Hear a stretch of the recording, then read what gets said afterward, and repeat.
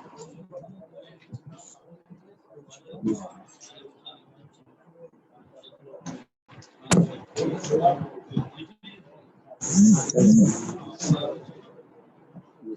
اللہ الرحمن الرحیم۔ 5واں سوال، عقیدہ حیات النبی صلی اللہ علیہ وسلم۔ جناب نبی کریم صلی اللہ علیہ وسلم کی قبر میں حیات طیبہ کے بارے میں آپ کی کیا رائے ہے؟ کیا آپ علیہ الصلوۃ والسلام کو کوئی خاص حیات حاصل ہے یا عام مسلمانوں کی طرح برزخی حیات ہے؟ جواب، ہمارے اور ہمارے مشائخ کے نزدیک جناب نبی کریم صلی اللہ علیہ وسلم اپنی قبر مبارک میں زندہ ہیں اور آپ علیہ السلام کی حیات مبارکہ بلا مکلف ہونے کے دنیا کی حیات جیسی ہے۔ یہ دیکھو، ہمیں نا مماتی یہ بات کہتے ہیں کہ جی دیکھو، یہ کہتے ہیں جی دنیا والی حیات، دنیا کسی حیات۔ ہم کیا کہتے ہیں، المولد میں لکھا کہ نہیں لکھا ہے نا؟ تو ہمارے سارے اکابر کا یہ نظریہ ہوا ہے نا، نہ کہ مولوی سرفراز صاحب کا، یہ جنہوں نے حیات النبی پہ کتابیں لکھی ان کا نہیں۔ یہ اس کی تشریح آئے گی کہ یہ بات جسے کہتے ہیں کہ پہلے لوگوں نے بھی لکھی ہے محدثین نے، کہ دنیا کسی حیات کہنا یہ کوئی جسے کہ ایسی بات نہیں، کوئی جرم نہیں ہے۔ وہ جو دنیا کی حیات ہے، یہ جو ہم مطلب لیتے ہیں دنیا کی یا اس لفظ کا، وہی لینا چاہیے نا۔ اپنی طرف سے اس کی دوسری تشریح کرنا وہ درست نہیں ہوتی۔ جس کی نظریہ ہوتا ہے یا جس کا مسئلہ ہوتا ہے وہ تشریح جو کرے وہی لی جاتی ہے نا۔ ہاں چلو، یہ حیات جناب نبی کریم صلی اللہ علیہ وسلم تمام انبیاء کرام علیہ السلام اور حضرات شہداء کے ساتھ خاص ہے۔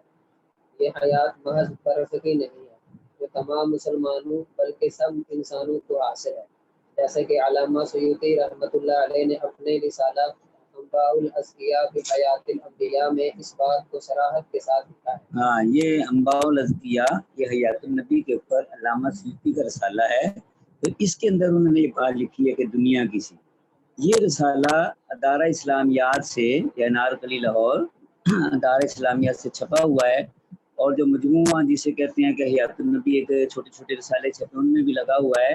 اس کا اردو ترجمہ ہو چکا ہے، بریلویوں نے بھی اس کا اردو ترجمہ کیا ہے اور ہمارے اکابر نے بھی اس کا ترجمہ کیا ہے۔ چھوٹا سا پمفلٹ ہے، میرا خیال ہے 20 صفحے کا کارڈ کور ہے، جسے کہتے ہیں اچھا چھپا ہے، لے سکتے ہیں آپ، 30 روپے اس کی قیمت تھی کسی زمانے میں۔ تو یہ ادارہ اسلامیات نے شائع کیا انارکلی لاہور سے، علامہ سیوطی کا مکمل رسالہ ہے۔ چنانچہ علامہ سیوطی علیہ الرحمہ لکھتے ہیں، شیخ تقی الدین سبکی فرماتے ہیں کہ حضرات، ہاں، یہ تقی الدین سبکی، یہ باپ اور بیٹا سبکی ہیں دونوں، ان کا امتیاز کرنا پڑتا ہے کہ علامہ تاج الدین سبکی اور جسے کہتے ہیں ان کے بیٹے کا۔ یہ طبقات الشافعیۃ الکبریٰ جو ہے یہ اس کے مصنف ہیں، اور یہ علامہ ابن تیمیہ کے ہم اثر ہیں۔ علامہ ابن تیمیہ نے جب اس مسئلے میں تشدد اختیار کیا تو انہوں نے کتاب لکھی شفاء السقام فی زیارت خیر الانام۔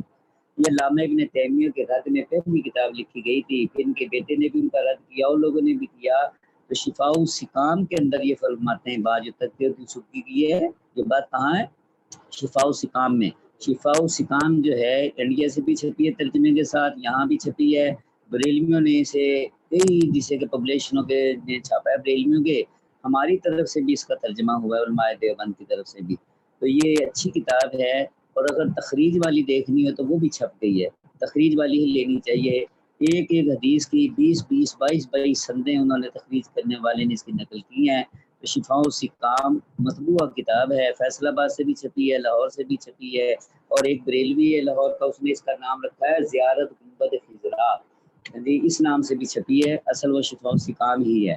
چلو، فرماتے ہیں کہ حضرات انبیاء کرام علیہ السلام اور شہداء کی قبر میں حیات ایسی ہے جیسے دنیا میں تھی، اور اس کی دلیل حضرت موسیٰ علیہ السلام کا اپنی قبر مبارک میں نماز پڑھنا ہے، کیونکہ نماز زندہ جسم کے ساتھ ہی پڑھی جاتی ہے الی آخر۔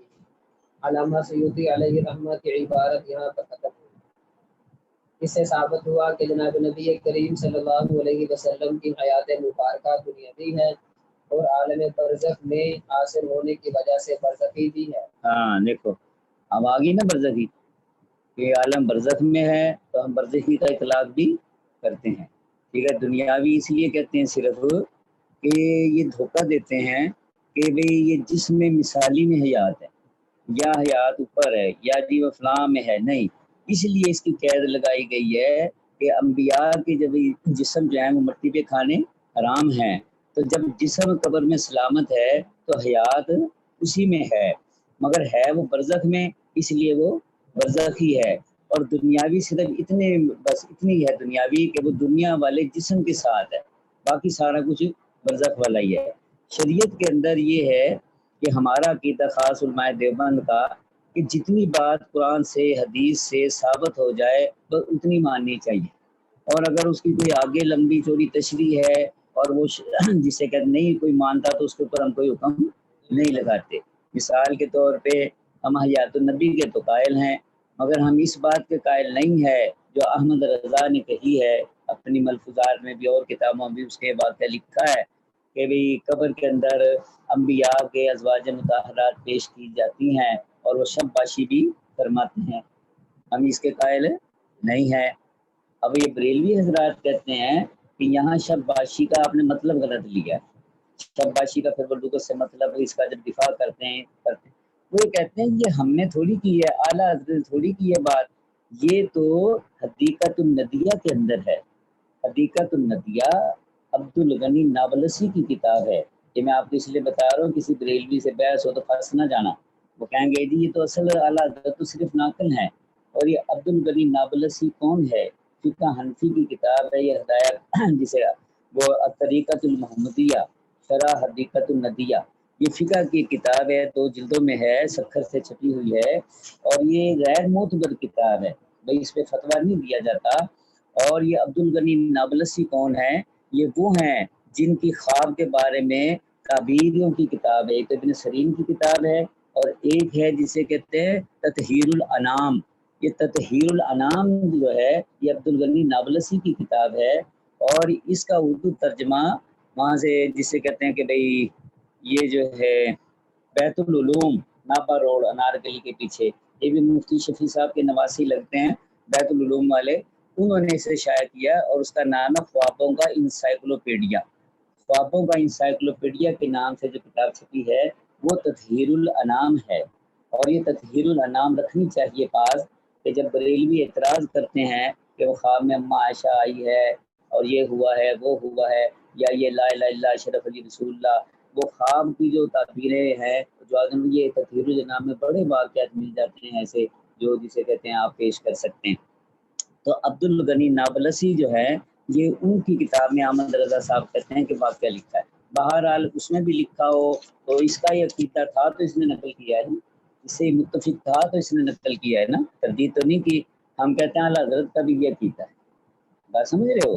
تو ہمارا یہ عقیدہ نہیں ہے، یہ نہیں کہ اگر ہم حیات النبی مان لیں تو یہ جی بریلویوں کا عقیدہ ہے، بریلوی بھی حیات النبی مانتے تو اسی بھی حیات النبی مانتے ہو، یہ بات درست نہیں ہے۔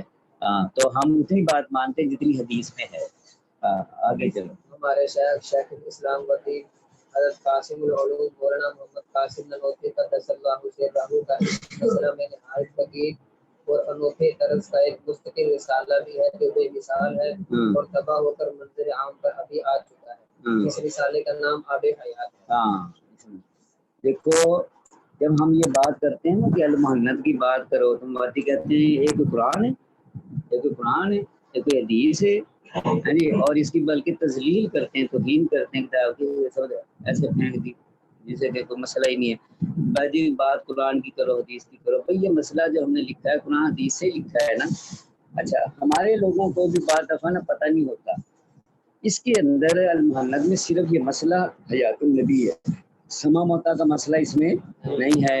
تو ہمارے بعد ایسے ساتھی لوگ ہوتے ہیں وہ سمجھتے ہیں ہم اس میں سما کا مسئلہ بھی ہوگا، وہ پھر مماتین کو کہتے ہیں جی المحنت میں جو سما کا مسئلہ لکھا ہے وہ اس کے اوپر بات کرو، وہ پھر ہمیں گرفت کرتے ہیں کہ دکھاؤ کہاں لکھا ہے، ٹھیک ہے۔ تو جب پڑھا نہ ہو پتہ نہ ہو بات کرنی نہیں چاہیے۔ یہ حیات النبی کا مسئلہ ہے، اس میں صراحت کے ساتھ ہے۔ حیات النبی کی بحث کب چھڑی، کیا ہوا، کس نہ ہوا، اس کی ساری تفصیل جو ہے نا وہ مولانا عبد الشکور ترمذی کی جو کتابیں ہیں ان میں ملتی ہے، نہ تو مولانا سرفراز صاحب نے تفصیل لکھی ہے اور نہ ہی جسے کہ علامہ خالد محمود نے لکھی ہے، اور اس زمانے میں جو کتابیں لکھی گئی ان میں تفصیل نہیں سوائے مولانا عبد الشکور ترمذی کے۔ مولانا عبد الشکور ترمذی نے ہدایت الحیران جو جسے کہتے ہیں جواہر القرآن کے اوپر تنقید کی ہے انہوں نے. جب جواہر القرآن چھپی تو اس کے اندر سلف کے خلاف یا علماء دیوبند کے خلاف جو باتیں تھیں انہوں نے ان کو لے کے اس کے اوپر تنقید کی اور یہ کہا کہ یہ باتیں جو ہے نا علماء دیوبند کے مسلک سے میل نہیں کھاتی. تو جسے کہتے ہیں وہ آپ دیکھ سکتے ہیں ہدایت الحیران، اس میں تفصیل بھی کی ہے کہ یہ کب سے ہوئی. اور ایک ان کی کتاب ہے حیات انبیاء کرام. حیات انبیاء کرام کے اندر بھی بڑی تفصیل ہے. تو مولانا الیاس گھمن صاحب نے یہ کیا کہ فرقہ مماتیت جو لکھی ہے اس کے اندر انہوں نے وہ ساری تفصیل اپنے لفظوں میں یا اپنے انداز میں ساری جمع کر دی ہے. تو تفصیل آپ نے وہاں دیکھنی ہے کہ یہ کب مسئلہ شروع ہوا اور کس طرح ہوا. اس کے موجد جو ہے نا اس کے بانی وہ سید عنایت اللہ شاہ صاحب بخاری ہیں. ٹھیک ہے، سید عنایت اللہ شاہ صاحب بخاری ہیں. سید عنایت اللہ شاہ صاحب بخاری پہلے ہمارے تھے، ہمارے ساتھ تھے. نصرت علوم آیا کرتے تھے، نصرت علوم کے جلسے بھی ہوتے تھے اور جگہ بھی سب کابر کے ساتھ وہ چلتے تھے. اور جمعیت اشاعت توحید و سنت جو بنی اس کے اندر مولانا سرفراز صاحب خود تھے جسے کہتے ہیں. تو یہ بات نہیں ہے. تو جب آدمی کوئی پٹڑی سے اتر جائے جب بھی گڑبڑ ہوتی ہے نا. یہاں پہ ایک جلسہ تھا جسے کہتے ہیں خیر المدارس کے اندر جو پہلی بات ہوئی. خیر المدارس میں جلسہ تھا تو یہ شاہ صاحب تقریر فرما رہے تھے. تو یہی بات انہوں نے کی کہ شاباشی کرتے ہیں. ٹھیک ہے، تو پھر حیات النبی کے اوپر بحث شروع ہو گئی اور انہوں نے بالکل انکار کر دیا نا جلسے میں کہ کوئی حیات شاد نہیں یہ وہ ساری. وہاں پہ محمد علی جلندری تھے، وہ بھی مناظر تھے. محمد علی جلندری نے روکا، ان کا شاہ صاحب یہ تو المحنت کے علماء دیوبند کے خلاف آپ نے بات کر دی ہے. شاہ صاحب نے ان کی ایک چپیڑ مار عنایت اللہ شاہ صاحب نے محمد علی جلندری. خیر اتنے میں مولانا خیر محمد جلندری تھے کیونکہ وہ بھی ساتھ ہی تھے. انہوں نے شاہ صاحب کو کہا آپ ہمارے مہمان ہیں، جلسے کو خراب نہ کریں. نہیں سمجھے، جلسہ خراب ہو رہا ہے سارا، جسے کہ گڑبڑ ہو رہی ہے. تو آپ انہوں نے اس بات کو اتنا لیا کہ ساری زندگی پھر یہی مسئلہ بیان کیا. نہیں سمجھے، یا تم نے جہاں بھی جاتے تھے جہاں بھی ایمان کا حصہ بن گیا ان کے یہ نا کہ اس کے علاوہ کوئی بات انہیں ہوتی نہیں تھی. جہاں بھی جو آپ نے ان کی تقریر سنی ہوگی وہ یہی ہوگی حیات النبی کے اوپر. وما محمد الا رسول قد خلت من قبل رسول افئن مات. نہیں سمجھے، بس یہی ہوتا تھا ان کی. میں نے بڑی تقریریں ان کی سنی ہیں، ان کو دیکھا ہے بڑی اچھی طرح. اچھا یہ مسئلہ پھر جسے کہتے ہیں کہ بھئی جب زلزلہ ہوا تو پھر مولانا احتشام الحق تھانوی، مولانا ظفر احمد عثمانی یہ بیچ میں پڑے. حضرت لاہوری بھی حیات تھے اس وقت. یہ سن جسے کہتے ہیں کہ کوئی 56 کی بات ہے یا 56 کی بات ہے. تو حضرت لاہوری نے بیچ میں پڑھ کے سمجھانے کی کوشش کی، شاہ صاحب نہیں مانے. احتشام الحق تھانوی نے جسے کوشش کی نہیں ماننے. مولانا ظفر احمد عثمانی حیات تھے، انہوں نے کوشش کی نہیں ماننے. جب نہیں ماننے جسے کہتے ہیں کہ پھر مسئلہ بن گیا جسے کہ تو پھر یہ چلتا رہا معاملہ یہاں تک کہ پھر قاری طیب بیچ میں پڑے. ٹھیک ہے، قاری طیب صاحب نے بھی ان کو سمجھایا 1 دفعہ 2 دفعہ پتہ کتنی دفعہ قاری صاحب اس کام کے لیے کہ بھئی دیوبند کے اندر انتشار پیدا نہ کرو. ہاں جی آئے مگر سارے مان گئے. مولانا غلام اللہ خان نے بھی دستخط کر دیے. قاضی سمت اللہ کے والد تھے، قاضی نور محمد صاحب قلعے والے، قاضی شمس الدین کے بڑے بھائی تھے. یہ مولانا حسین علی کے خلیفہ تھے تو انہوں نے بھی دستخط کر دیے. بڑے لوگوں نے دستخط کر دیے کہ جو قاری طیب نے فیصلہ کیا وہ درست ہے. ہم نے مولانا غلام اللہ کے دستخط موجود ہے، لا شریف غلام اللہ سب. عنایت اللہ نے دستخط پھر بھی نہیں کیا. اور وہ جو فیصلہ قاری طیب کر کے گئے تھے وہ تعلیم القرآن کے اندر باقاعدہ چھپا ہے. سمجھے، تعلیم القرآن مولانا غلام اللہ خان رسالہ نکالتے تھے. تو یہ ہے کہ قاری طیب پھر مایوس ہو گئے. قاری طیب صاحب نے کہا بس پھر جب ہماری آپ مانتے نہیں ہیں، پھر وہ ناراض ہو کے چلے گئے تھے قاری طیب صاحب رحمہ اللہ نا. مگر شاہ صاحب اپنی ضد پہ اڑے رہے. ٹھیک ہے، یہاں تک کہ پھر علماء نے بائیکاٹ کرنا شروع کر دیا، ان کے جلسوں میں بلانا شروع ختم کر دیا. ایک الگ جسے کہتے ہیں وہ جتھا بن گیا، جسے کہ الگ ہی معاملہ ہو گیا. اور پھر مفتی مہدی حسن نے پھر فتویٰ دے دیا کہ یہ دیوبند سے خارج ہیں. یہاں تک کہ اہل سنت سے بھی خارج ہیں جسے کہ ان کا ہمارے سے کوئی لنک کوئی تعلق نہیں ہے. تو یہ قاری طیب کے ہوتے ہوئے فتویٰ شائع ہوا تھا، یہ آج کی بات نہیں. اور ان کے حکم سے کہ میں اتنی صلاح کرا چکا ہوں سب کچھ کرا، یہ نظریہ تو معتزلہ کا ہے کہ روح کا تعلق بھی جسم کے ساتھ نہیں ہے. شاہ صاحب بالکل نہیں مانتے، کہتے تھے بس اب جب وہ دوبارہ وہ دنیا کو اٹھایا جائے گا پھر وہ جسے کہ دوبارہ لوگ زندہ ہوں گے پھر زندہ ہوں، نہیں تو روح کا تعلق جسم اقدس کے ساتھ کسی طرح نہیں مانتے تھے، وہ کسی طرح بھی نہیں ہے۔ قاری طیب صاحب نے کہا کہ 3 سکوں میں سے کوئی سی مان لو، جو علامہ شبیر احمد عثمانی نے 3 سکے لکھی ہیں ہاں جی، مگر شاہ صاحب بالکل راضی نہیں ہوئے، سمجھ آ گئی ہے؟ تو یہ مسئلہ بنا۔ پھر جب ایک آدمی ایک مسئلے کا انکار کرتا ہے نا، پھر دوسرے کا بھی کیا۔ پھر اگر یہ ہے کہ بھائی سما کا مسئلہ، ہم نے کہا نہیں مردے نہیں سنتے، چلو ہم نے کہا مردے نہیں سنتے، یہ اختلافی مسئلہ تصور کر کے ختم کر دو، مگر حضور صلی اللہ علیہ وسلم کی تو تخصیص ہے، کوئی ادھر بھی نہیں آئے، نہیں وہ کہتے ہیں عام ہی حکم ہے، جو آئے نا عام مردوں کا حکم وہی نبیوں کا حکم ہے، جسے کہ وہ بھی مردہ یہ بھی مردہ ہے جسے کہتے ہیں۔ اچھا پھر انہیں تبسل کا انکار کرنا پڑا، ہاں جی بھیا تو نبی کا انکار کیا، سما موتا کا انکار کیا، پھر تبسل کا انکار کیا، پھر وسیلے کا بھی انکار ہو گیا، وسیلہ تو ہے کہ پھر عرض اعمال کا بھی انکار کیا، تو یہ ہے کہ وہ جو اعمال پیش کیے جاتے ہیں حضرت نے یہ بھی نہیں ہوتے، عرض اعمال کا تو شیعوں کا کیتا ہے، عرض اعمال کا بھی ختم کر دیا انہوں نے، یہاں تک کہ جسے کہتے ہیں پھر قبر کا بھی انکار کر دیا کہ یہ قبر ہی نہیں ہے۔ اس لیے کہتے ہیں کہ جب ایک دفعہ قدم اکھڑ جائے پھر آدمی پھسلتا ہی رہتا ہے، پھسلتے ہی رہتا ہے نا۔ تو پھر ہمارے اکابر نے جسے کہتے ہیں پھر یہ کیا کہ بھی کتابیں لکھنی شروع کی، تو سب سے پہلے علامہ خالد صاحب نے کتاب لکھی مقام حیات، یہ جو مقام حیات ہے تسکین صدور سے پہلے کی کتاب، اور اس سے پہلے جو تھی رحمت کائنات لکھی گئی تھی، مولانا زاہد الحسینی نے لکھی تھی، اٹک والے جو تھے زاہد الحسینی، مولانا احمد علی لاہوری کے خلیفہ تھے وہ۔ حضرت لاہوری نے بھی اس میں حصہ لیا۔ حضرت لاہوری نے اپنے رسالے میں خدام الدین میں ایک اشتہار شائع کیا تھا کہ اکابر اہل سنت والجماعت کا عقیدہ حیات النبی کے بارے میں، تو اس کے اندر اس زمانے کے 10-20 بڑے علماء تھے، سب کے دستخط موجود ہیں، اور حضرت لاہوری نے جسے کہتے ہیں وہ شائع کر دیا، یہ تقریباً 60 کے قریب کی بات ہے، یہ 61 کے قریب کی، یہ شائع کر دیا تھا حضرت لاہوری رحمۃ اللہ علیہ نے بھی اپنے مرنے سے پہلے کہ بھئی ہمارا عقیدہ یہ ہے، ہمارا اس کے ساتھ لنک نہیں ہے، سب اکابر کے دستخط ہیں اس کے اوپر۔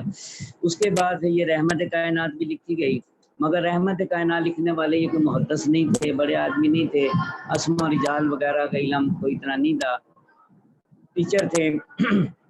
تو ہمارے پھر علامہ خالد صاحب کو کہا علماء نے کہ آپ لکھیں، تو علامہ خالد صاحب جو تھے یہ تنظیم کے جسے کہتے ہیں کہ بڑے آدمی تھے، مبلغ تھے، تنظیم جو ہوتی تھی وہ اس کا دفتر ملتان میں تھا، اور سید نور الحسن شاہ بخاری اس کے صدر ہوتے تھے، جنہیں امام میں جسے کہتے ہیں کہ اہل سنت کہا جاتا تھا۔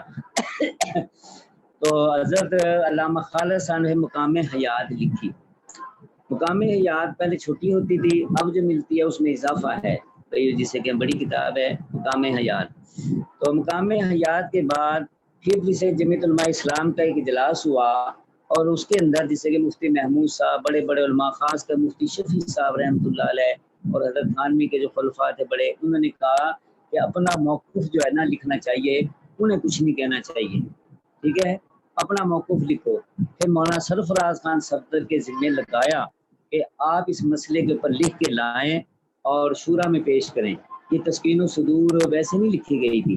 تو پھر جس سے کہتے ہیں کہ مفتی شفیع صاحب، مولانا ظفر احمد عثمانی، بڑے بڑے علماء جو جمعیت علماء اسلام میں تھے، انہوں نے حضرت کو کہا، تو پھر حضرت نے یہ کتاب لکھی تسکین و صدور فی تحقیق الاحوال البرزخ والقبور، یہ لکھ کے حضرت نے پھر وہاں بھیجی، پڑھ کے وہ کہتے ہیں خود بنفس نفیس پڑھ کے سنائی سارے اکابر کو، جو کسی نے اعتراض کیا، اشکال کیا، مشورہ دیا، اس کو سیٹ کیا، اور پھر اس کو شائع کیا، اور سب نے اس کے اوپر تصدیقات اور تقریضات کی، اور یہ کیا کہ یہ ہے ہمارا علماء دیوبند کا صحیح مسئلہ، اس کے خلاف جو کوئی نظریہ رکھتا ہے وہ علماء دیوبند کا نظریہ نہیں ہے۔ اسی واسطے جسے کہتے ہیں آپ کو دیکھیں کہ اس کے اندر نا طرز جو ہے نا تسکین الصدور کا اور ہے، دیگر کتابوں کا اور ہے جسے کہتے ہیں۔ تو جب یہ ہماری کتاب آ گئی، پھر بھی جسے کہ ہمیں رجوع والی بات تو تھی کوئی نہیں، تو انہوں نے محمد حسین نیلوی صاحب کو، جو مفتی کفایت اللہ صاحب کے شاگرد تھے اور مدرسہ امینیہ کے پڑھے ہوئے تھے، یہ دیوبند کے یہ سہارنپور کے پڑھے ہوئے نہیں تھے، یہ دلی کے اندر جو مدرسہ امینیہ تھا جس کے محتمی مفتی کفایت اللہ صاحب تھے، مولانا یہ نیلوی صاحب وہاں پڑھے تھے۔ تو اس طبقے کے اندر 2 ہی بندے تھے، ایک نیلوی صاحب تھے لکھنے والے، ایک قاضی شمس الدین صاحب تھے لکھنے والے، اور لکھنے والا کوئی نہیں تھا ان میں۔ عنایت اللہ شاہ صاحب تو خطیب تھے، انہوں نے کوئی چیز نہیں لکھی، ایک چھوٹا سا پمفلٹ لکھا تھا شجرہ بدعات، وہ بھی جسے کہتے ہیں کہ کسی نے لکھا ہے، اس کی تصحیح وغیرہ انہوں نے کی تھی تو ان کے نام سے چھپا ہے، ان کا اپنا لکھا ہوا وہ بھی نہیں ہے، ٹھیک ہے۔ اور شاہ صاحب کا میں نے بتایا تھا مناظرہ بھی انہوں نے زندگی میں ایک ہی کیا ہے، اور مفتی احمد یار خان نعیمی سے کیا تھا، اس میں بھی شکست کھا گئے تھے، سمجھ آ گئی ہے۔ ویسے چیلنج کیا کرتے تھے مولانا سرفراز صاحب، جہاں بھی جلسہ ہوتا بس ان کے کہتے ہیں مولوی سرفراز نے تسکین و صدور میں اللہ کی قسم اٹھا کے کہتا ہوں یہ قرآن میرے ہاتھ میں ہے، ایک بھی حدیث صحیح نہیں لکھی، ایسے کر ایک بھی حدیث صحیح نہیں لکھی، جب مرضی میرے سے بات کر لے، چیلنج ایسے ہوتا ہے نا۔ یعنی مگر یہ ہے کہ وہ مفتی احمد یار سے جو قبروں پہ چادریں چڑھانا اور قبریں پکی کرنا، ان مسئلے پہ شکست کھا گئے، سمجھ آئیے۔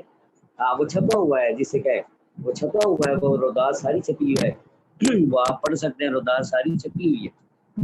اور بریلویوں نے بھی وہ اشتہار جو ہے اپنا، آج بھی مفتی احمد یار کی مسجد پاکستان چوک گجرات کے اندر وہ لگا ہوا فریم کر کے اشتہار، دیوبندی بریلوی جھگڑے کا خاتمہ، سمجھ آئی، جس میں شاہ صاحب سے گفتگو کی ہوئی۔ شاہ صاحب کوئی مناظر نہیں تھے۔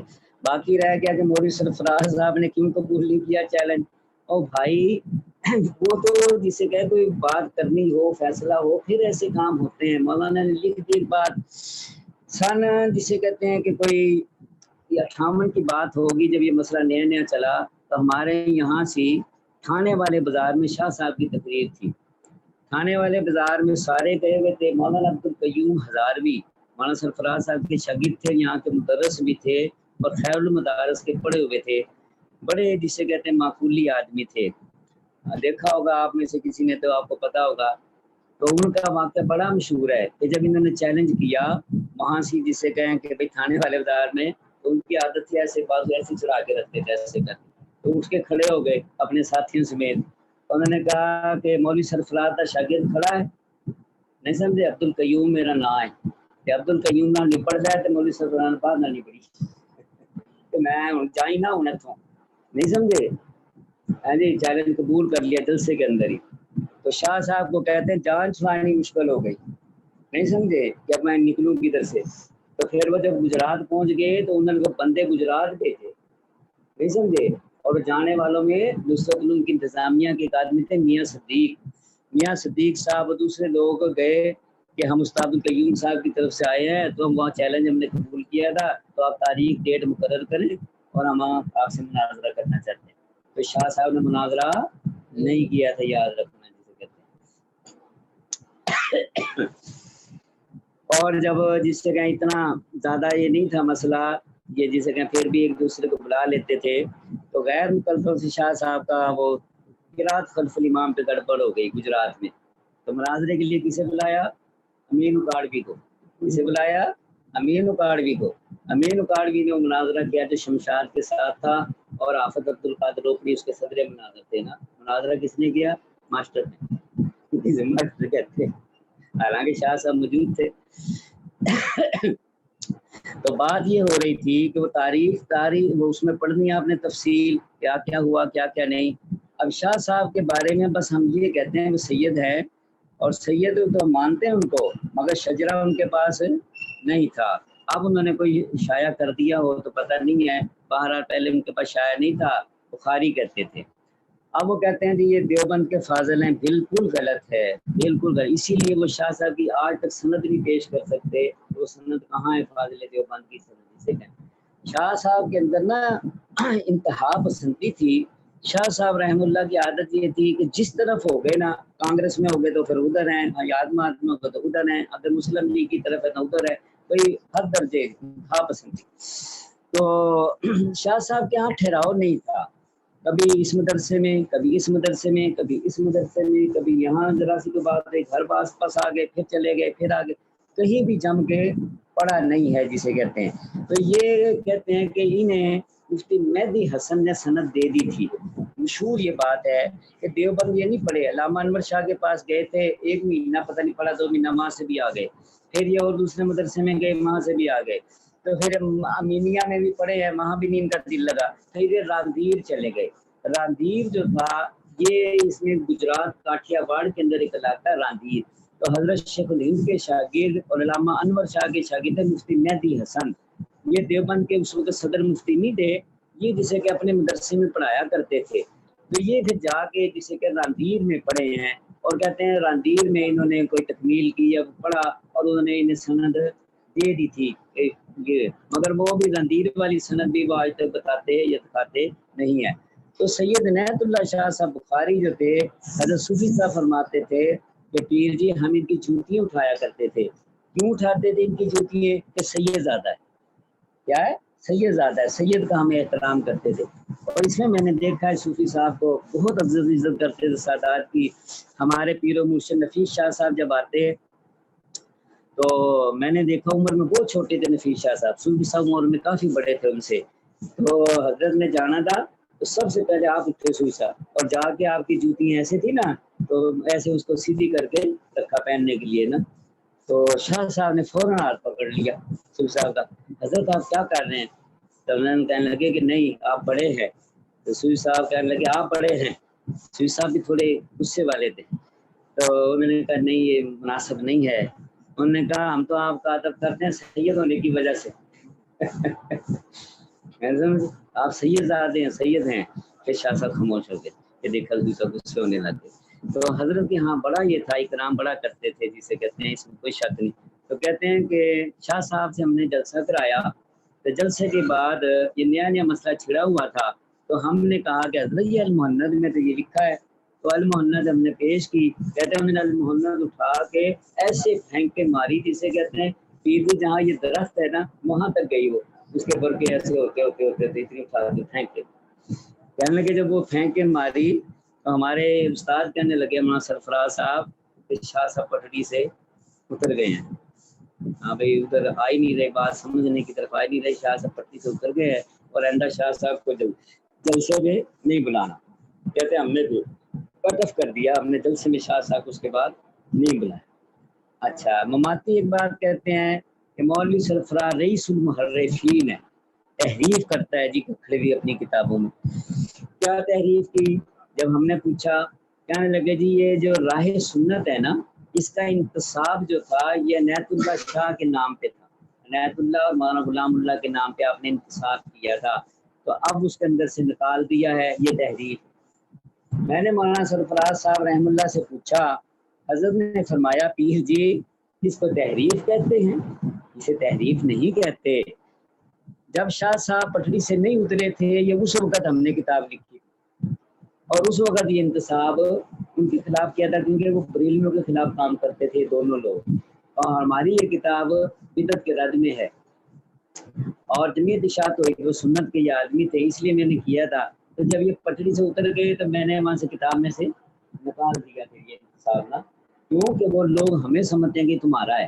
تو جب مفتی مہدی حسن کا فتویٰ آیا اور یہ کہا ہمارے کعبہ کے بھائی نقشے قدم پہ نہیں، ہم نے اس کو نکال دیا ہے۔ ایک تو یہ بات یہ راہ سنت میں سے نکل گیا جس کے اندر 10,000 روپے انعام ہے، اور میں خطبہ سوم تھی وہ جسے کہ اس وقت تک وہ چھپتا رہا ہے۔ ایک مماتی یہ کہتے ہیں کہ جی مولانا سرفراز صاحب نے تحریف کی ہے گلدستہ توحید میں۔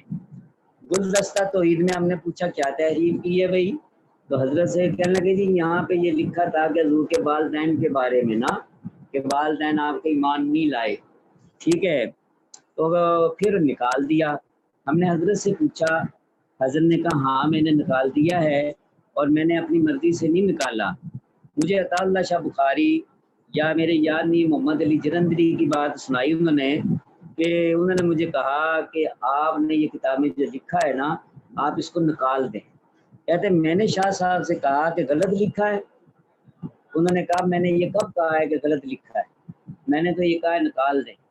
کہتے میں نے پھر دوسرا سوال کیا آپ کا مشورہ ہے کہ حکم ہے، تو کہنے لگے میرا حکم ہے، تو کہنے لگا اچھا آپ کا حکم ہے تو پھر نکال دیں۔ کہتے مسئلہ میں نے صحیح لکھا تھا، ٹھیک ہے، تو میں نے پھر اس کو نکال دیا، اس کو تحریف نہیں کہتے، مصنف کو حق ہوتا ہے کہ وہ اپنی زندگی میں اسے نکال دے۔ تو باقی ان کی کتاب کا جواب تو نہیں کوئی دے سکا صحیح طریقے سے، بس یہ دو باتیں کرتے ہیں، ٹھیک ہے۔ پھر جسے کہتے ہیں کہ ایک دفعہ بیعت چھڑی، قاضی شمس الدین صاحب رحمہ اللہ نے چیلنج دیا مولوی سرفراز مباہلہ کر لے میرے سے۔ حضرت صوفی صاحب فرمایا کرتے کہ یہ مولوی سرفراز کا مسئلہ ہے، بار بار اسے کہتے ہیں جسے کہ سارے دیوبندیوں کا مسئلہ ہے. تو مولانا سرفراز صاحب نے کہا ہمارے استاد ہیں, بڑے آدمی ہیں, اور 3 سال یہ وہاں شیخ الحدیث رہے نصرت العلوم میں نا, 3 سال جب مدرسہ بنا 3 سال وہاں شیخ الحدیث. سن 55 میں یہ وہاں سے گئے جب مولانا سرفراز صاحب آ گئے اور ان کو شیخ الحدیث بنا دیا, اور جسے کہ پھر حضرت چلے گئے تھے. جسے کہ نہیں تو جب مدرسہ قائم ہوا تو شیخ الحدیث مولانا قاضی شمس الدین صاحب تھے, اور سن 55 تک 1955 تک یہ رہے. اچھا, تو انہوں نے چیلنج کیا کہ مباہلے کا, بہت حالات خراب ہوئے شاید گجرا والے کے, تو مولانا سرفراز صاحب نے قبول کر لیا, اور یہ مولانا اپنی طرف سے وکیل بنایا امین اقباڑوی صاحب کو, اور کہا امین کی شکست میری شکست, امین کی فتح میری فتح ہے نا, وہ لکھ کے سائن کر کے بھیج دیا نا. تو پھر مماتیوں نے قبول نہیں کیا جسے کہتے ہیں. یہ بھی ایک تاریخی بات ہے, میں نے آپ کو بتا دی ہے, اور افادات صفدر کے اندر شاید یہ موجود بھی ہو, چھپ بھی گئی ہو کتاب. تو حیات مات کے مسئلے کو سمجھنے کے لیے یہی ہے کہ ہم جسے کہتے ہیں کہ اس کے منکر نہیں ہے کہ موت کا وقوع نہیں ہوا. ٹھیک ہے, اس بات کو سمجھانے کے لیے عوام کو آسان ہے یہ ہے کہ ایک ہوتی ہے عالم اربا, ایک عالم اربا ہے. عالم اربا کے متعلق جتنا قرآن و حدیث میں ہے مانتے ہیں. ایک عالم دنیا ہے, عالم دنیا کے احکام جدا اور عالم اربا کے جدا ہے. اب ایک عالم برزخ ہے, عالم برزخ کے بھی احکام جدا ہے. پھر جسے کہیں عالم آخرت ہوگا, عالم آخرت کے جدا ہوں گے. تو جو بات جتنی بات قرآن میں حدیث میں آئے اتنی ماننی ہوتی ہے, اور جسے کہ اپنی عقل دوڑانی نہیں ہوتی. عقل کا دائرہ کار جو ہوتا ہے وہ جسے کہتے ہیں کہ بھئی یہ نہیں کہ عقل استعمال نہ کرو, عقل کا دائرہ کار ہے, مگر عقل دین کے تابع ہے, نہ کہ دین عقل کے تابع ہے جسے کہتے ہیں. تو عقل کے دائرہ کار کو اگر سمجھنا ہو تو علامہ شبیر احمد عثمانی کی کتاب ہے العقل والنقل. العقل والنقل کو آپ دیکھ لیں, اس میں یہ عقل کا دائرہ کار انہوں نے بتایا کہ عقل کہاں استعمال کرنی ہے, کتنی کرنی ہے, اس سے زیادہ نہیں کرنی ہے. تو ہم یہ کہتے ہیں کہ نبی کریم صلی اللہ علیہ وسلم اپنی دنیاوی زندگی پوری کر کے جسے کہ 63 سال یا جتنے ماہ تھی وہ آپ عالم برزخ میں چلے گئے. اس وقت ہمارا جھگڑا ان سے صرف عالم برزخ کا ہے. ٹھیک ہے, عالم دنیا کا نہیں ہے, نہ عالم آخرت کا ہے, نہ عالم ارواح کا ہے, عالم برزخ کا ہے. تو عالم برزخ کے بارے میں ہمیں جتنی قرآن و حدیث سے روشنی ملے گی یا دلائل ملنے کی اتنا تو عقیدہ رکھنا چاہیے نا. تو قرآن و حدیث سے ہمیں یہ بات ملی ہے جو علماء دیوبند کا موقوف ہے جسے کہتے ہیں. اب اس کے اندر جسے کہتے ہیں دور دراز تعویلیں کرنا, وہ انکار کرنا ہے.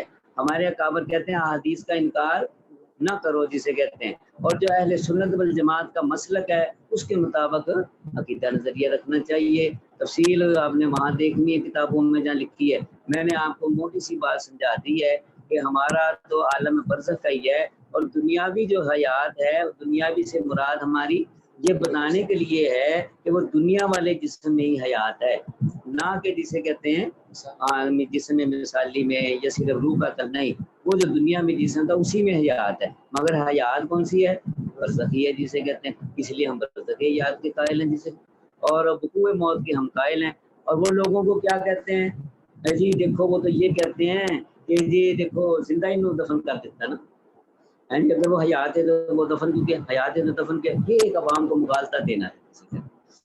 اور باقی رہے گی مولانا قاسم نانوتوی کی یہ بات جو آب حیات کی بات ہے, یہ حضرت نے شیعوں کے بارے میں لکھی ہے کتاب. یہ آپ کی کتاب ہدایت الشیعہ جو ہے یہ اس کا تتمہ ہے.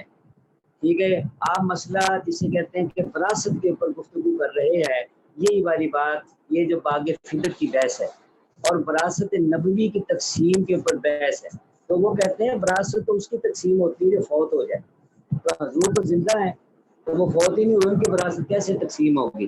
یہ حضرت کا ایک اپنا ایک بے مزاج یا اپنا ایک نقطہ انہوں نے بیان کیا, اور پھر وہ اتنا لمبا ہو گیا کہ اس کو الگ کتاب میں جسے کہ جمع کر دیا, اس کا نام آب حیات رکھ دیا. اصل یہ جسے کہتے ہیں اسی کا, یہ اتنی اہم کتاب ہے.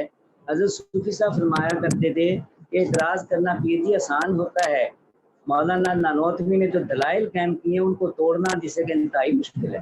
تو ابھی تک کسی مماتی میں اتنی ہمت نہیں ہوئی یا کسی شیعہ میں اس کے دلائل کو توڑا جائے۔ تقی عثمانی صاحب کا ایک جسے کہتے ہیں کہ استخارہ اس میں شائع ہوا تھا البلاغ میں، کہتے تھے میں نے استخارہ کیا کہ میں اس کی شرح لکھنا چاہتا ہوں جسے کہتے ہیں آب حیات کی، تو اللہ اس میں میری کوئی رہنمائی فرمائے۔ تو کہنے لگے میں نے بار بار استخارہ کیا مگر مجھے شرح کا آرڈر نہیں ہوا کہ میں اس کی شرح لکھوں جسے کہتے ہیں کہ یہ اتنی دقیق اور مشکل کتاب ہے کہ میں نے پھر یہ بات روک کے رکھا۔ مسئلہ یہ ہے کہ حضرت کا تفرد جب ہوتا، ویسے تو اس میں آئے گا تفرد کی بحث بھی ہے، ایسا تفرد جو مسلمان کے خلاف ہو وہ غلط ہوتا ہے، اور ایسا تفرد جو مسلمات پہ زد نہیں ڈالتا اور بلکہ مسلمات کی جسے کہہ کے تدبیر یا جسے کہتے ہیں اسے سمجھانے کے لیے ہو تو وہ قابل مذمت نہیں ہوتا۔ اور یہ بحث ساری جو ہے حضرت نے تحذیر الناس کے اندر کر دی ہے۔ حضرت نے یہ کہا ہے کہ موت واقع ہوئی، اب یہ کہنا کہ وہ جی کہتے ہیں وہ فوت ہی نہیں ہوئی، غلط ہے، حضرت کی بات کی ترجمانی صحیح نہیں ہے۔ حضرت وقوع موت کے قائل ہیں، وقوع موت کے ہم تم سارے قائل ہیں، سب دیوبندی قائل ہیں۔ تو حضرت نانوتوی نے اس میں تفرد نہیں کیا کہ موت واقع نہیں ہوئی، حضرت موت کے قائل ہیں، وقوع موت کو مانتے ہیں۔ اب کیفیت کیا ہے موت کی؟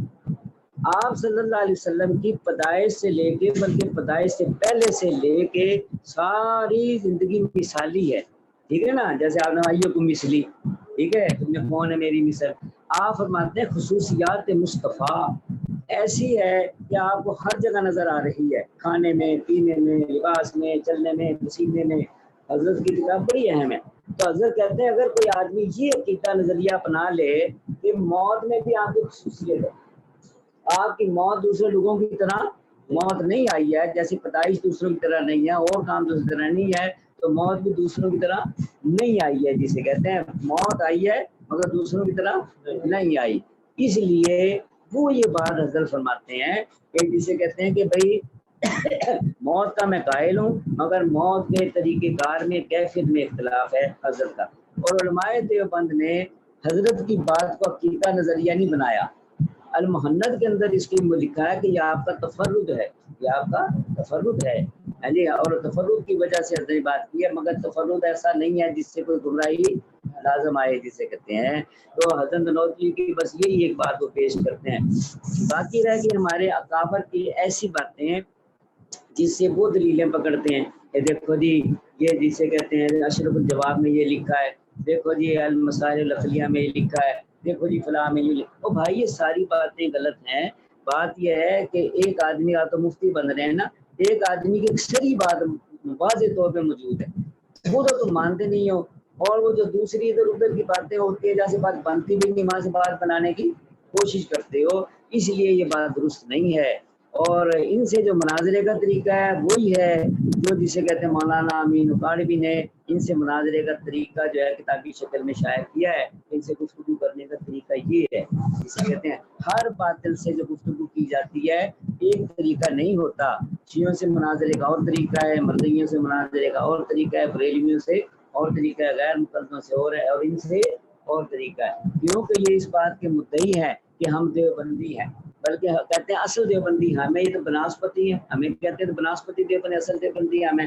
اچھا بھائی جب تم دیوبندی ہو تو کہتے ہیں ہم حنفی بھی ہیں، تو جب حنفی بھی ہو، دیوبندی بھی ہو، اہل سنت بھی تم کہلاتے ہو، پھر تو ہمیں جسے کہ لمبی چوڑی بحث میں نہیں پڑھنا چاہیے نا، پھر تو یہ ہے کہ علماء دیوبند کی کتابوں سے فیصلہ کر دو، اس طرف تیار نہیں ہوتے۔ پھر جب ہم کہتے ہیں حنفی ہو، علماء احناف کی کتابوں سے فیصلہ کر لو، طے شدہ کتابیں ادھر بھی نہیں آتے۔ پھر جب ہم کہتے ہیں اچھا تم جسے کہتے ہیں کہ بھئی اہل سنت والجماعت ہو، تو چلو اہل سنت والجماعت کے عقیدے کی کتابیں جو ان سے فیصلہ کر لو، پھر یہ ادھر بھی نہیں آتے، کہتے ہیں جی یہ مناظرے کا کوئی طریقہ ہے، ہاں جی پہلے کتاب اللہ پھر سنت رسول اللہ، یہ طریقہ بتاتے ہیں۔ اچھا بھئی اگر یہ نہیں ہے تو پھر ہم تمہارے طریقے کو اپناتے ہیں کہ کتاب اللہ پہ کرنا ہے، پھر یہ ہے نہ تم کوئی تشریح اپنی کرو گے نہ ہم اپنی تشریح کریں گے، پھر معروف القرآن سے فیصلہ کر لو، پھر مولانا حدیث کاندلوی کے جسے کہ معروف القرآن سے فیصلہ کر لو، پھر بیان القرآن سے فیصلہ کر لو، پھر اس طرح بھی نہیں آتے۔ کس طرح تم نے کرنا ہے؟ یہ مناظرے کے اصول لکھے ہیں اقاڑوی صاحب نے، وہ آپ پڑھ سکتے ہیں۔ چلو بھائی آگے چلو، بحث میں نے بھائی اتنی جو ہے نا جو ضروری چیز تھی وہ میرے علم کے اندر وہ میں نے بتا دی، آپ مولوی حضرات تو پڑھ لینا اپنی کتابیں، اس میں پتہ ہے۔ छठा सवाल, कब्र अतहर पर दुआ का तरीका। क्या मस्जिद नबवी में दुआ करने वाले के लिए ये सूरत जायज़ है कि वो कब्र मुबारक की तरफ मुंह करके खड़ा हो और हुजूर अलैहिस्सलाम का वसीला देकर अल्लाह से दुआ मांगे? देखो इस सवाल में ना दो बातें हैं। एक है कि जिसे मुबादा शरीफ की तरफ मुंह करना, ठीक है, और एक है उस आपका वसीला जिसे कहते हैं। वसीले की बहस पहले भी गुजरी है। हमारे यहाँ आएगा आगे जिसे कहे, इसमें इख्तलाफ है। जाओ जाओ सारे जा रहे हो, क्या बात है, एक गया है, दो गया है, तीन गए, सारे चले जा रहे हो। हाँ वो ये है कि अहनाफ के अंदर इख्तलाफ है, और हमारे ऐसे लोग हैं कि देवबंदी जो है ना, या गैर मुक़द्दस से मुतासर हो जाते हैं, ऐसे उनकी आमिया मिला दी, और या फिर वो जो है सऊदी अरब वाले उनके साथ मिल जाते हैं।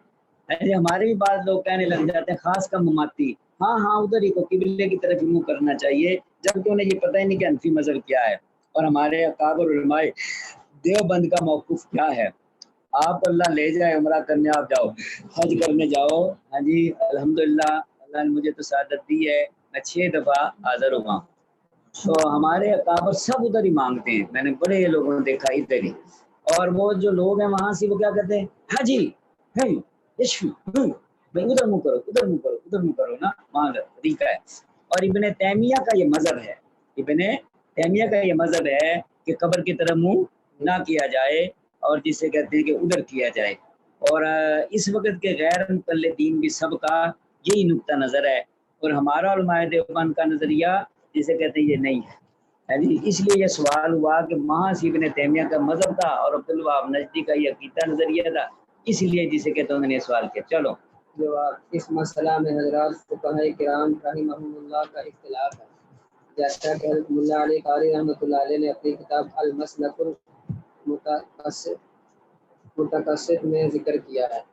फरमाते हैं कि इस बात का इल्म होना चाहिए कि हमारे बाद मशाइख मसलन अबू लैस और उनकी इत्तिबा में अलामा कुरबानी और अलामा सरूदी वगैरह ने जिक्र किया है कि ज़ियारत करने वाले को क़िबला की तरफ मुँह करके खड़ा होना चाहिए, जैसा कि इमाम हसन ने इमाम हनीफा ये इमाम हसन से हसन बसरी मुराद नहीं, हसन इमाम मोहम्मद बिन हसन शैबानी, इमाम मोहम्मद बिन हसन शैबानी मुराद है। इसके बाद मुल्ला अली क़ारी ने अल्लामा इब्न हम्माम रहमतुल्लाह के से नकल किया है कि अबू लैस रहमतुल्लाह अलैह की रिवायत नाकाबिल कबूल। अबू लैस की बात मुल्ला अली क़ारी कह रहे हैं गलत है, वो सुन्नती की और जिसे कि दूसरों की बात है जो कहते हैं कि भाई किबले की तरफ मुँह करो, वो बात हनफियों के यहाँ नाकाबिल है, उसके ऊपर फतवा नहीं है। क्योंकि इमाम अबू हनीफा रहमतुल्लाह अलैह ने इब्न उमर रज़ी अल्लाह तआला अन्हुमा से नकल किया है कि आप रज़ी अल्लाह तआला अन्हुमा फरमाते हैं कि सुन्नत ये है कि जब तुम्हारी हाज़िरी रसूलुल्लाह सल्लल्लाहु अलैहि वसल्लम की कब्र मुबारक पर हो तो कब्र मुबारक की तरफ चेहरा करके इस तरह कहो, ऐ नबी आप पर सलाम हो और अल्लाह की रहमत और बरकत नाज़िल हो। फिर मुल्ला अली क़ारी रहमतुल्लाह अलैह ने इसकी तायीद में दूसरी रिवायत पेश की है जिसे मजदुद्दीन लग़वी। ये मजदुद्दीन लग़वी कौन है? मौलवी हज़रात, क्यों सो रहा है भाई? कौन है ये मजदुद्दीन लग़वी? नहीं पता, देखो ना, ये मजदुद्दीन लग़वी मशहूर आदमी है जिसकी ताजुल उरूस है, ताजुल उरूस, ठीक है, अल कामूस है ना, अल कामूस, अल कामूस का जो वो जिसे कहे है, ये है मजदुद्दीन फिरोजाबाद। और ये ताजुल उरूस 10 जिल्दों में है, ये ज़ुबैदी की है, ये लुगत कुरान की। अल कामूसुल मुहीत या कामूसुल कुरान भी कहें ना, जैसे अल कामूसुल कुरान के नाम से ये है। और ये जिसे मजदुद्दीन लग़वी की, ये शाफी है, और ये वो है जिसकी सफ़र सआदत किताब है, जिसकी शरह शेख अब्दुल्लाह मुअत्तज़िली ने की है, जिसे शरह सफ़र सआदत कहते हैं, और ये लग़वी के नाम से मशहूर था। इसकी 4 जिल्दों में छपी हुई है किताब। ये कुरान की लुगत जैसे है ना मुफ़रदातुल कुरान इमाम राग़िब अस्फ़हानी की, ये उससे पहले की किताब है, और ये बड़ी ज़बरदस्त किताब है और बड़ी बड़ी शरह इसकी लोगों ने की हैं। तो ये लग़वी से मुराद वो मुराद है जिसे मजदुद्दीन फिरोजाबादी जिसे मजदुद्दीन लग़वी रहमतुल्लाह अलैह ने और इब्न मुबारक रहमतुल्लाह अलैह से नकल किया है। वो फरमाते हैं मैंने इमाम हनीफा रहमतुल्लाह अलैह को ये फरमाते हुए सुना कि जब हज़रत अबू अयूब सख्तियानी रहमतुल्लाह अलैह मदीना मुनव्वरा तशरीफ़ लाए तो मैं वहीं मौजूद था। मैंने पुख्ता इरादा किया कि देखूं तो सही आप क्या करते हैं। चुनाचे देखा उन्होंने قبلے کی طرف پشت کی اور رسول اللہ صلی اللہ علیہ وسلم کے چہرے انور کی طرف اپنا منہ کیا اور ایک فقیر کی شان کے مطابق بغیر کسی تکلف اور تسنن کے روئے۔ اس کو ذکر کرنے کے بعد ملا علی قاری رحمۃ اللہ علیہ فرماتے ہیں اس سے صاف ظاہر ہے کہ یہی صورت امام صاحب رحمۃ اللہ علیہ کے یہاں پسندیدہ ہے، اگرچہ اس سے پہلے امام صاحب کو اس بارے میں تردد تھا۔ ملا علی قاری علیہ رحمہ نے یہ بھی کہا ہے کہ دونوں روایتوں میں تطبیق ممکن ہے۔ اس تفصیل سے معلوم ہوا کہ صورتیں تو دونوں جائز ہیں، لیکن زیادہ بہتر صورت یہ ہے کہ زیارت کے وقت چہرہ مبارک کی طرف منہ کر کے کھڑا ہونا چاہیے، اور یہی ہمارے نزدیک معتبر ہے، اسی پر ہمارا اور ہمارے مشائخ کا عمل ہے، اور یہی حکم دعا مانگنے کا ہے، جیسا کہ امام مالک رحمۃ اللہ علیہ سے بھی یہی مرضی ہے۔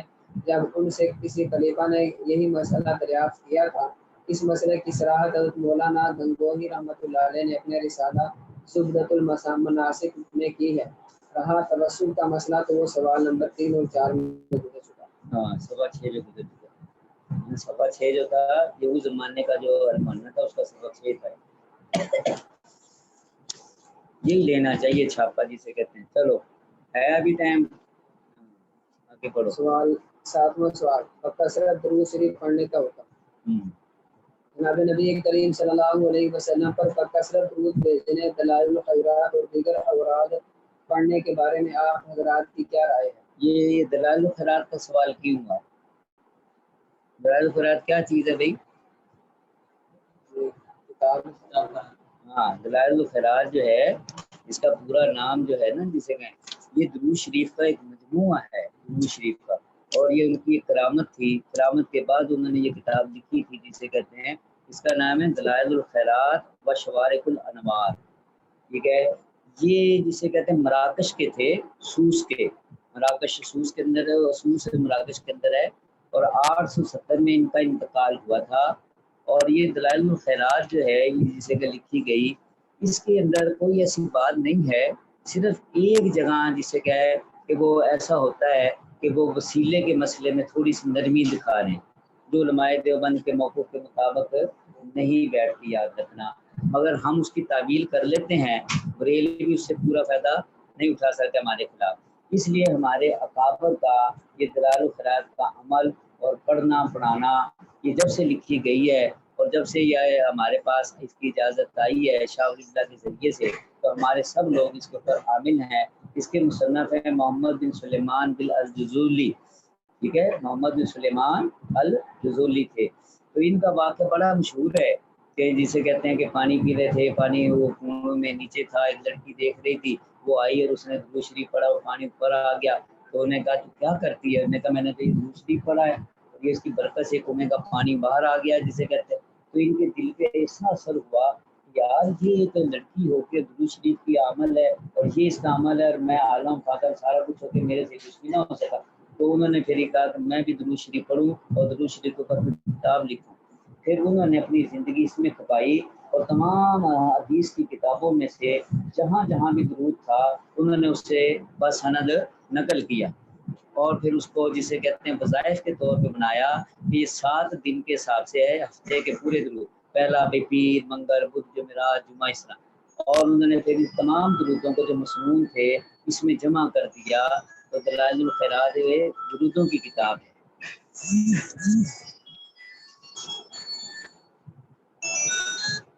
السلام علیکم، اللہ کا شکر ہے۔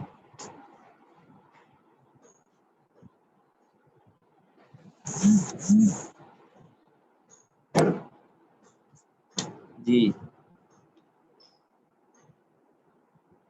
جی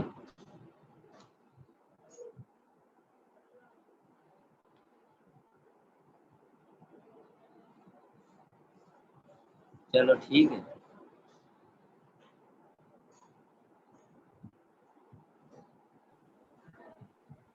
اچھا اچھا اچھا اچھا، بہت اچھا۔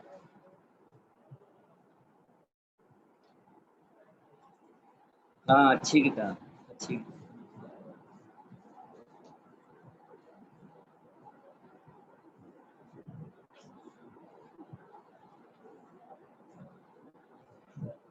ٹھیک،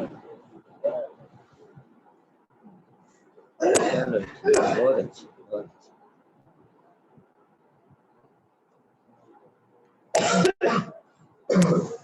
وہ اس کی بھی بھیج دیں گے آپ کو فوٹو، کوئی بات نہیں. وہ ابھی میرے پاس نہیں ہے کتابیں، جس کے پاس اس کو میں نے کہا ہوا ہے وہ آئے گا لے کے تو پھر بھیج دیں گے.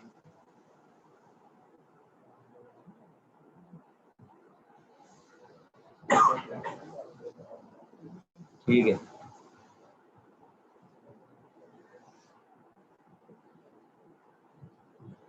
بھائی کیا وہ ان کی دوسری کتاب میں وہ ہے امام ابن ماجہ و سنن ہی. ہاں وہ ان کی دوسری کتاب ہے، اس کے اوپر بھی ابو فتح ابو فتح نے حاشیہ لکھا ہے. وہ ہے کہ وہ امام ابن ماجہ و سنن ہی. ہاں وہ الگ کتاب. ٹھیک ٹھیک. نہیں اس میں نہیں ہے، اس میں.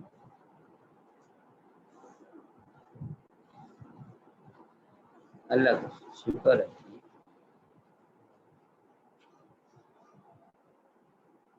ہاں وہ ہوگی تو پھر میں آپ کو بتا دوں گا سر.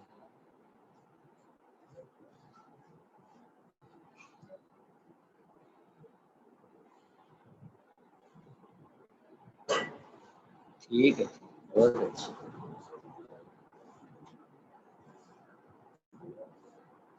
ہاں اس کی ضرورت تو نہیں ہے، اصل میں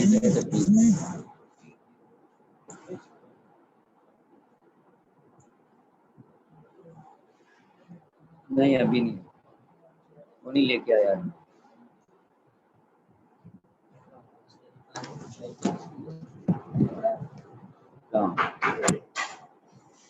ہاں وہ آپ منگا لیں اگر ہو جائے تو اچھی بات.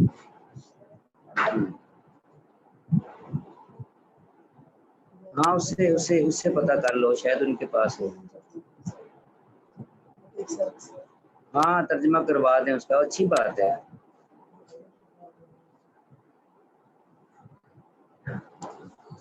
ٹھیک ہے ٹھیک ہے. ہاں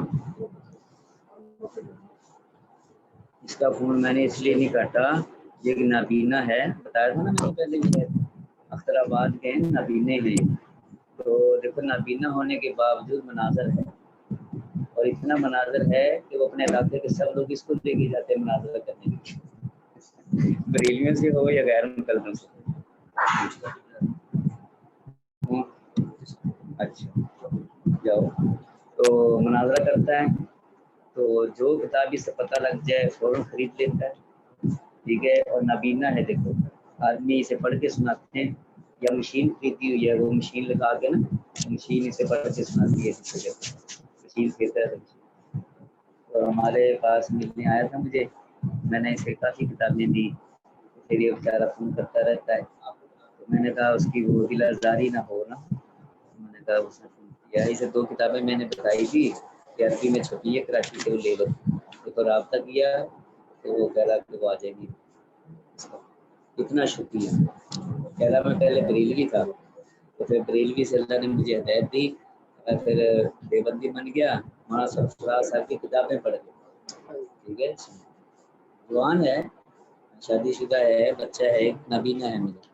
اور وہ لاٹھی سے ہی سے، مگر آپ یہ دیکھیں کہ خدا کی طرف سے ہوتا ہے کہ اس علاقے میں کوئی نہیں بندہ تو وہاں یہ نبینا بنا مولوی لے کے جاتے ہیں اس کو.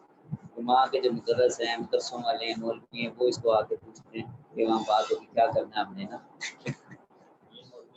یہ عام بندہ ہے مگر بادشاہ ہے، داڑھی رکھی ہے سارے سے، مگر بادشاہ. تو اتنی کتابیں اکٹھی کی ہیں، اتنی کتابیں اکٹھی کی ہیں کہ امام ابو حنیفہ پہ کوئی کتاب ہوگی ایسی جس کے پاس نہیں. اتنا امام صاحب سے محبت ہوتا ہے. عربی کی ہو، اردو کی ہو، امام صاحب کے بارے میں کتاب فوراً خرید لے. یہ جو ہے المجموعہ، دیکھو یہ اتنی مہنگی کتاب ہے، 10,000 کی، وہ بھی خرید لی. عربی ہے حالانکہ سے آتی نہیں ہے جی، امام صاحب کے بارے میں آئی. بڑا اچھا ہے. اچھا ہاں، تو دلائل الخیرات کی میں بات کر رہا تھا. تو دلائل الخیرات ہمارے ہاں بھی پڑھتے ہیں، پڑھاتے ہیں، اس کی ہم اجازتیں بھی دیتے ہیں. ٹھیک ہے، ایسی بات نہیں. اور جو یہ غیر مقلد ہیں یہ نہیں اس کو پڑھتے پڑھاتے. اور جو یہ تھے وہابی لوگ وہ بھی نہیں اس کو اچھا سمجھتے تھے، اس کے اندر وہ وسیلے کا مسئلہ ہے یا ایسی کوئی ایک بات ایک آ گئی ہے، تو ہم جو ہیں اسے پڑھتے پڑھاتے ہیں اور اس کو صحیح سمجھتے ہیں کتاب۔ مولانا ادریس میرٹھی جو تھے وفات کے پہلے صدر، اور بنوری ٹاؤن کے اندر وہ مدرس تھے، ترمذی پڑھایا کرتے تھے، علامہ انور شاہ کے شاگرد تھے، میں نے ان کی زیارت کی ہے، سبق بھی سنا ہے ان کا۔ انہوں نے دلائل الخیرات کا ترجمہ کیا ہے جو تاج کمپنی نے چھاپی ہے نا، دلائل الخیرات وہ والی، اور اس کے علاوہ بھی ہمارے بزرگوں نے اس کے ترجمے کیے ہیں اور اس کی تخریجات بھی کی ہے۔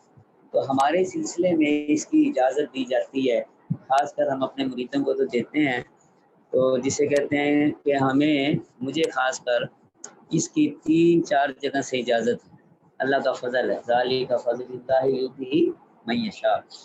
اس کی پہلی اجازت حضرت صوفی صاحب سے ہے مجھے، صوفی عبدالحمید سواتی جو تھے وہ حضرت مدنی کے صرف مرید تھے، کسی کے خلیفہ نہیں تھے، اور فرمایا کرتے تھے پیر جی میں بلیک میل نہیں کرتا کسی کو، میں کسی کا خلیفہ نہیں ہوں، میں صرف حضرت مدنی کا مرید ہوں اور مجھے کوئی خلافت وغیرہ حاصل نہیں ہے۔ مجھے مولانا عبید اللہ انور نے کہا تھا کہ میرے کہنے سے 2-4 دن یا جس طرح بھی ہے جو میں کہتا ہوں اس طرح وظائف کرو تو پھر میں آپ کو خلافت دے دوں گا۔ دیکھو صوفی صاحب عمر میں بڑے ہیں، عمر میں بہت بڑے ہیں مولانا عبید اللہ انور سے، ہے جی، اور پھر بھی انہیں ایک دم خلافت نہیں دی جیسے ہمارے یہاں رواج ہو گیا ہے جی۔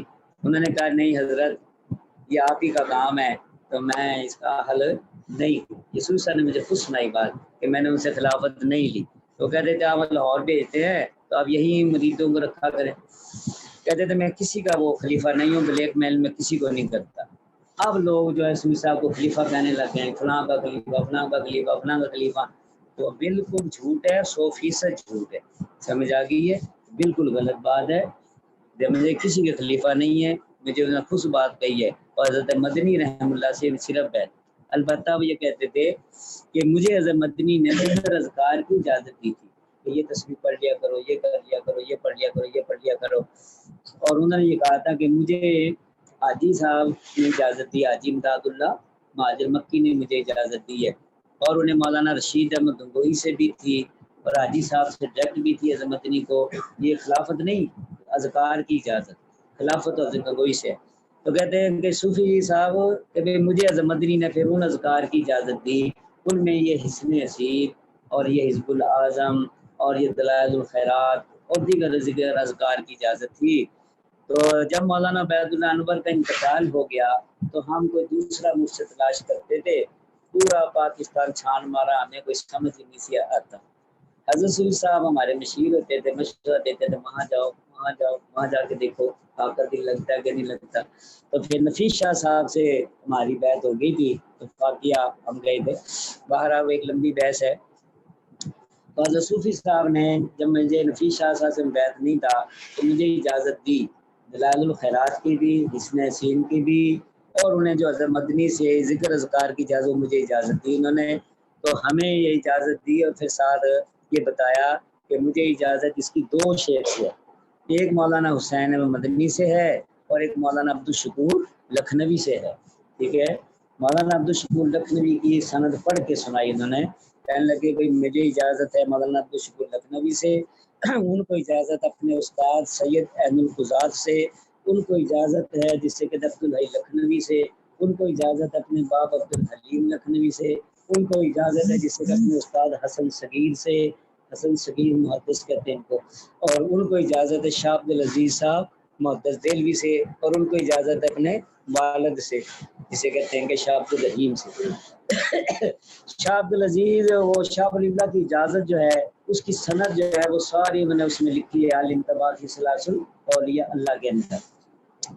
اور دوسری سند فرماتے تھے حضرت مدنی کو، ان کو اجازت ہے حضرت گنگوہی سے، حضرت گنگوہی کو اجازت ہے حاجی صاحب سے، حاجی صاحب کو اجازت ہے نور محمد جنجانوی سے، نور محمد جنجانوی کو اجازت ہے سید احمد شہید بریلوی سے، ان کو شاہ عبدالعزیز سے، ان کو شاہ ولی اللہ محدث دہلوی سے، یہ ایک سند ہے۔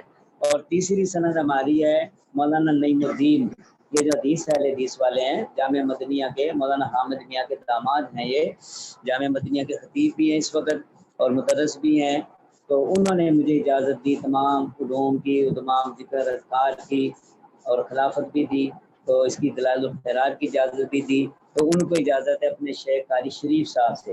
قاری شریف صاحب سی ٹی اسٹیشن کے خطیب تھے، اور علامہ شبیر احمد عثمانی اور بڑے بڑے علماء کے جسے کہتے ہیں کہ وہ جسے کہ شاگرد تھے، اور بڑے آدمی گزرے، مگر قاری مشہور تھے، قاری شریف صاحب کہتے تھے، ان کو بڑی کتابیں شائع کی انہوں نے، سی ٹی اسٹیشن کی مسجد کے خطیب تھے وہ۔ تو انہیں اجازت تھی، وہ خلیفت حامد میاں کے، تو حامد میاں اعظم مدنی کے اوپر وہی سلسلہ سارا نا ہمیں اس کی جسے کہ اس نے سین کی اجازت ہے، تو اگر تم جسے کہ ذوق رکھتے ہو تو میری طرف سے تمہیں بھی اجازت سمجھ آ گئی، مگر غلط استعمال نہیں کرنا، کوئی لالچ نہیں کرنا، کوئی دنیاوی مفاد حاصل نہیں کرنا، لوگوں کو جسے کہتے ہیں کہ بس دین کی صحیح جو تبلیغ ہے اس پہ تو اس نے سین کی میں نے تمہیں بھی اجازت دے دی ہے جسے کہتے ہیں، تو یہ اس نے سین کی اجازت ہمارے بزرگوں کے اندر چلی آ رہی ہے، مگر طریقہ تو یہ ہوتا ہے جو مرید ہو اس کو دیتے ہیں، تو مگر تو میرے مرید تو نہیں ہے، چلو شاگرد ہو، میں نے اجازت دے دی ہے، پچھلے سال بھی ہم نے دی تھی، تو اگر کتاب لے آؤ گے اس پہ لکھ بھی دوں گا جسے کہتے ہیں یہ دلائل الخیرات۔ اچھا آپ جسے کہتے ہیں کہ پڑھو مسئلہ ابھی ہے۔ جواب، ہمارے نزدیک جناب نبی کریم صلی اللہ علیہ وسلم پر کثرت سے درود شریف پڑھنا مستحب ہے، اور یہ ایسی عبادت ہے جو نہایت ہی اجر و ثواب کا باعث ہے، اور دلائل الخیرات پڑھ کر ہو یا درود شریف کے دیگر مجموعہ جات پڑھ کر ہو، لیکن ہمارے نزدیک افضل درود شریف وہ ہے جس کے الفاظ بھی حضور صلی اللہ علیہ وسلم سے منقول ہوں، اگرچہ غیر منقول درود شریف کا پڑھنا بھی فضیلت سے خالی نہیں۔ اب دیکھو، ایک چیز ہوتی ہے مسنون، ایک چیز ہوتی ہے غیر مسنون، ایک چیز ہوتی ہے منقول، ایک چیز ہوتی ہے غیر منقول جسے کہتے ہیں۔ تو ہمارے بعد دیوبندیوں کی عادت ایسی ہو گئی ہے کہ وہ جسے کہتے ہیں کہ وہ ذکر اذکار میں بھی سختی اتنی کرتے ہیں، کہتے ہیں نہیں جی انہی لفظوں کے ساتھ یہی بات اسی طرح حدیث میں ہونی چاہیے، جبکہ علماء کا جسے کہ فتویٰ یہ ہے کہ ذکر اذکار کے اندر کوئی تھوڑا سا اضافہ یا کم تیز، جیسے مسالہ لگانا، تو مسالہ لگانا وہ کہتے ہیں جائز ہوتا ہے جسے کہتے ہیں نا، مثال کے اندر وہ نہیں ہے تو آپ اپنی طرف سے امام الانبیاء، سید الانبیاء، سید الرسول و خاتم الانبیاء کہتے ہیں نا، اب یہ جیسے کہ خطبہ یا یہ چیزیں حدیث میں تو نہیں اس طرح ملے گی، ہیں جی، یا ہم کہتے ہیں کہ بھئی امام الانبیاء، سید البراء، فلاں، یہ چیزیں نہیں، یہ مسالہ ہے جی سمجھے۔ تو اگر کوئی آدمی سیدنا و مولانا جسے کہتے ہیں کہ اس طرح کی کوئی چیز کر کے پڑھتا ہے، اس کی طبیعت کر کے پڑھے، اچھا اگر کوئی ایسا درود پڑھتا ہے کہ وہ منقول نہیں ہے تو کیا وہ ناجائز ہو جائے گا؟ نہیں، ہمارے ہاں ناجائز نہیں ہوگا، ہم اسے مانیں گے، البتہ یہ جو فضیلت ہوتی ہے نا درودوں کی مصنوعی بنائی ہوئی، ہم اس کے منکر ہیں، جیسے درود مقدس، درود مائی، درود جسے کہتے ہیں کہ بھئی یہ کبریت الاحمر، درود تاج، یہ جتنے بھی درود ہیں یہ غیر منقول ہیں، یہ لوگوں نے بنائے ہیں جسے کہتے ہیں، کسی کو خواب کے اندر کوئی بشارت اس نے بنا دیا، کسی نے اپنی مرضی سے بنا دیا، کسی نے دو چار درودوں کو اکٹھا کر کے بنا دیا، اور ان کی جو فضیلتیں بتائی گئی ہیں ہم اس کے منکر ہیں، حضرت تھانوی کا یہ فتویٰ ہے، ہم یہ فضیلتوں کے قائل نہیں ہیں کہ یہ فضیلت اتنی اتنی اتنی، نہیں، غیر منقول ہے، ہاں اگر ان میں شرک کا شائبہ نہیں ہے، کوئی غلط نہیں ہے تو یہ پڑھنے بھی جائز ہیں، جیسے کہ ہمارے ہاں مولانا سید حسین احمد مدنی درود تنجینہ کا اجازت دیتے ہیں، درود تنجینہ جسے درود نجات بھی کہتے ہیں، درود ناریہ بھی کہتے ہیں، اور اسے درود تنجینہ بھی کہتے ہیں، تو مولانا مدنی نے مکتوبہ شیخ الاسلام کے اندر اس کے اوپر اجازت بھی دی ہے، پڑھنے کا طریقہ بھی بتایا کہ 300 بار پڑھو یا اتنی دفعہ پڑھو، اس سے مشکلیں آسان ہو جاتی ہیں۔ اب یہ درود تنجینہ یہ مسنون نہیں ہے، یاد رکھنا، یہ نہیں کہ ہمارے حضرت مدنی نے کہہ دیا تو ہم کہیں جی مسنون ہو گیا، نہ مسنون نہیں ہے، مگر ناجائز بھی نہیں ہے، تو اس لیے یہ ایسے ہے جیسے دعا کرنا، علاج کرنا، جسے کہتے ہیں کہ منقول ہے، دعا کسی مرضی لفظوں میں کر لو، مگر جب تم کسی دعا کو یہ کہو کہ یہ دعا مسنون ہے، اس کے الفاظ ہیں، پھر ہمیں دکھانا پڑے گا کس کتاب میں، اور اگر ایسا نہیں ہے اور اس میں شرک بھی نہیں ہے تو ہم کیا کہیں گے کہ جائز تو ہے مگر بہتر اور اولا پھر بھی نہیں ہے، بہتر وہی ہے جو عامل، اور اس کے اوپر ہمارے بڑے بڑے محدثین نے کتابیں لکھی ہیں، امام طبرانی کی آپ کتاب پڑھیں، سب سے بڑی کتاب دعاؤں کی امام طبرانی کی ہے، وہ ہے جسے کہتے ہیں کہ کتاب الدعاء للطبرانی۔ یہ کتاب الدعاء للطبرانی یہ 9 جلدوں میں چھپی ہے۔ کتنی جلدوں میں؟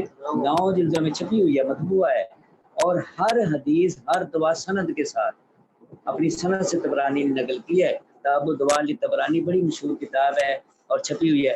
تو امام طبرانی کہتے ہیں کہ میرے زمانے میں بھی میں نے دیکھا کہ لوگ ایسی دعائیں مانگتے تھے جو مسنون و منقول نہیں ہوتی تھی، تو مجھے بڑا وہ چڑھتا تھا کہ یہ کیا ہے، اللہ کے نبی کی دعائیں کیوں نہیں لوگ پڑھتے، تو اس لیے میں نے یہ کتاب لکھی ہے۔ اس کے بعد امام بہقی کا دور آتا ہے۔ امام بہقی کی 2 کتابیں ہیں، کتاب الدواء کبیر اور صغیر کے نام سے، وہ بھی کئی جلدوں میں کتابیں ہیں امام کی، اور انہوں نے اس کے اوپر کتابیں لکھی ہیں۔ اس کے نام پھر ہمارے اکابر نے بھی لکھی ہیں، اور یہ دعاؤں میں اس نے سین پھر آ جاتی ہے جس سے کہ ہماری طرف سے۔ تو یہ جو ہوتی ہے منقول اور غیر منقول، اس کا یہ فرق کر رہے ہیں کہ یہ بات ٹھیک ہے، مگر یہ کہنا کہ ہم جسے کہتے ہیں کہ وہ بابیوں کی طرح کہ بھائی یہ لفظ حدیث میں دکھاؤ، اس طرح نہیں۔ حضرت کہہ رہے ہیں کہ غیر منقول ہو یا منقول ہو، اس بات کو سمجھیں کہ دیوبندی غیر منقول کے قائل ہیں، مگر اس کو مسنون نہیں مانتے، صرف جسے کہتے ہیں ہاں پڑھنے کی صورت خالی نہیں۔ آگے چلو۔ اور ایسا درود شریف پڑھنے والا شخص نبی پاک علیہ السلام کی اس بشارت کا مستحق ہو ہی جائے گا اس میں کہ جس نے مجھ پر 1 مرتبہ درود شریف پڑھا، اللہ اس پر 10 مرتبہ رحمت فرمائے گا۔ خود ہمارے شیخ حضرت مولانا گنگوہی رحمۃ اللہ علیہ اور دیگر مشائخ دلائل الخیرات پڑھا کرتے تھے، اور ہمارے مرشد قطب عالم ہادی مولانا امداد اللہ مہاجر مکی رحمت قدس اللہ سرہ نے اپنے ارشادات میں یہ لکھ کر اپنے مریدین کو اس بات کا بھی حکم فرمایا کہ وہ دلائل الخیرات کا ورد بھی جاری رکھیں۔ ہمارے مشائخ ہمیشہ دلائل الخیرات کو روایت کرتے رہے ہیں، اور حضرت مولانا گنگوہی رحمۃ اللہ علیہ بھی اپنے مریدین کو دلائل الخیرات کی اجازت دیتے تھے۔